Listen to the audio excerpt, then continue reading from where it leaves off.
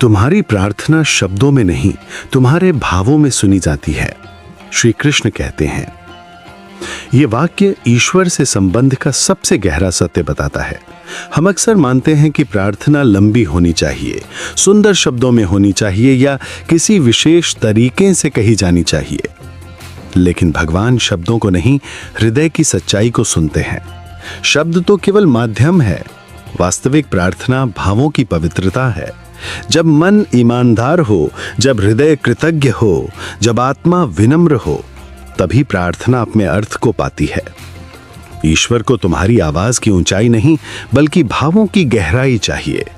कभी कभी मौन भी इतनी गहरी प्रार्थना बन जाता है कि शब्द उसकी तुलना नहीं कर सकते। जब तुम दुख में हो, भले ही तुम कुछ कह ना पाओ, तुम्हारी पीड़ा ही प्रार्थना बनकर प्रभु तक पहुंच जाती है।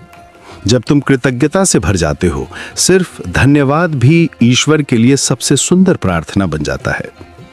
प्रार्थना का अर्थ मांगना नहीं, अपने मन को ईश्वर के सामने समर्पित कर देना है।